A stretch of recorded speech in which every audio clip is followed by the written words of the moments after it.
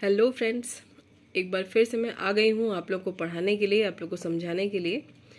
और आज हम इस वीडियो में इस टाइम पे देख रहे हैं स्पेसिफिक रिलीफ एक्ट का सेक्शन नंबर 10। स्पेसिफिक रिलीफ का सेक्शन 7 और 8 मैंने बता दिया है। अगर आपने अभी तक नहीं देखा है तो आप जाके प्लेलिस्ट पर देख लें। आज हम देखने वाले हैं सेक्शन 10। सेक्शन 9 मैंने छोड़ दिया है। सेक्शन 9 आप एक बार खुद से देख लें, और वो क्योंकि इतना इम्पॉर्टेंट नहीं है, अभी हम सिर्फ इम्पॉर्टेंट सेक्शन ही देखेंगे।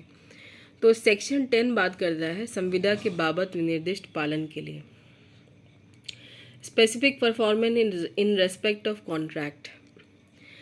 बहुत ही छोटा सेक्शन है, आपको देख के लग रहा होगा कि इसमें ऐसा है ही क्या जो मैं आपको बताने आई हूँ।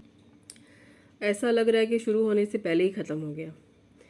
इसमें तो कुछ नहीं है, लेकिन इसके साथ जो सेक्शंस दिए हुए हैं उनमें बहुत कुछ है।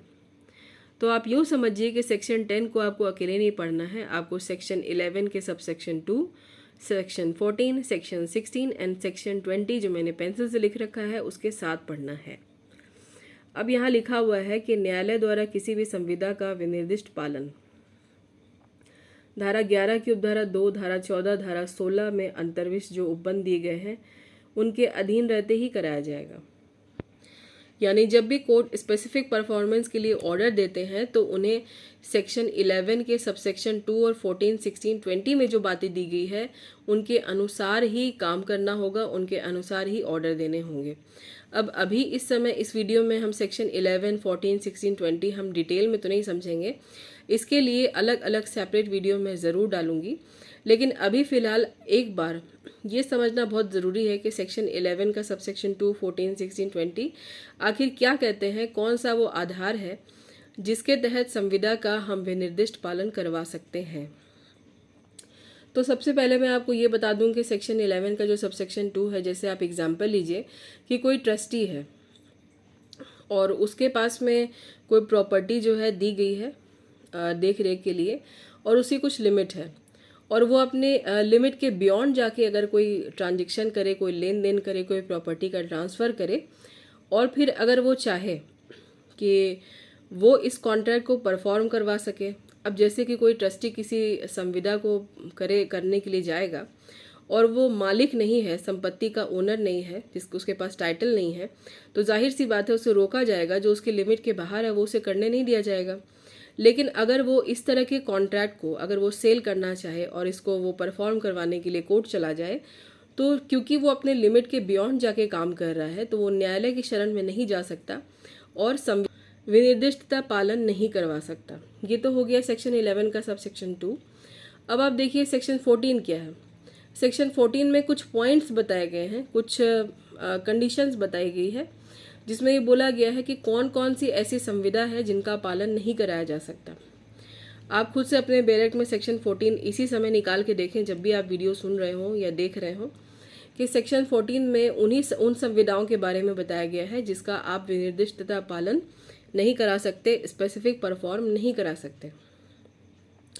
अब सेक्शन 16 में पर्सनल बार लगाया गया है एक तरीके से। इसका मतलब है कि जैसे अगर कोई पक्षकार खुद गलती पर है, यानी कि वादी प्रतिवादी में से दोनों की में से ही किसी की एक गलती रहती है संविदा में ही, और जिसकी गलती रहती है और अगर वो न्यायालय जाना चाहे और अपनी संविदा का विनिर्दिष्टता पालन करवाना चाहे तो वो नहीं करवा सकता, क्योंकि गलती खुद की ही होती है उसकी। आपने अगर इक्विटी पढ़ा होगा तो आपने एक मैगजीन वहाँ पे ज़रूर पढ़ी होगी कि जब भी आप कानून के शरण में जाते हैं और आप कानून से अपना कुछ अधिकार मांगना चाहते हैं तो आपको न्यायालय में जब भी आएँ तो स्वच्छ हाथों से आना चाहिए। यानी आप तभी न्यायालय की शरण लें और तभी आप कानून से मदद मांगे जब आपकी खुद की कोई गलती ना हो, और न्यायालय की शरण में तभी जाना चाहिए जब आपके खुद के हाथ बिल्कुल साफ हो। ये तो मैंने ऐसे ही आपको याद दिलाने के लिए बोला क्योंकि बिहार जुडिशियल सर्विस में आपको इक्विटी भी पढ़ना है।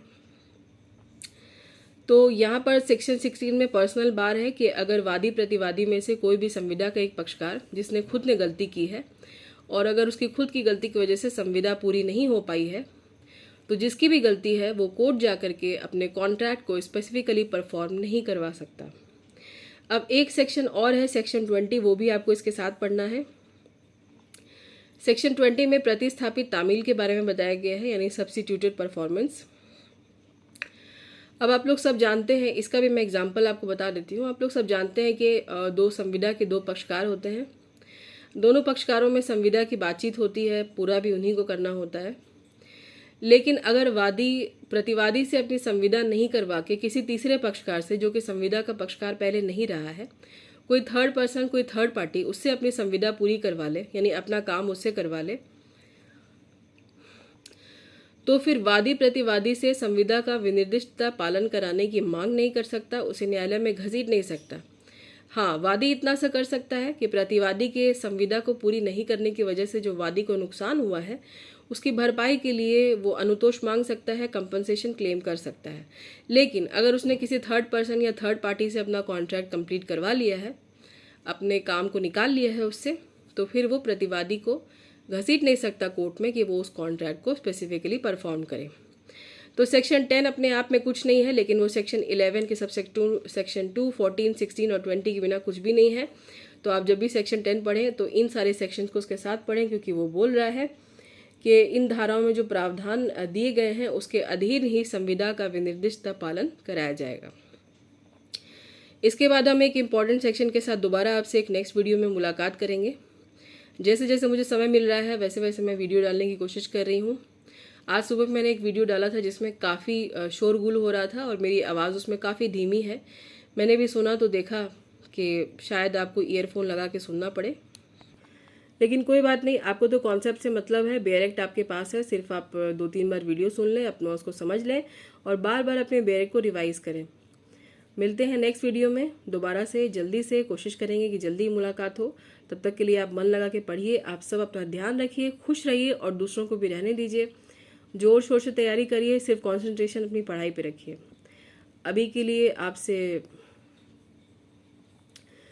मैं अलविदा लेना चाहती हूँ। तब तक शुभ रात्रि, आप अपना ख्याल रखें और टेक केयर।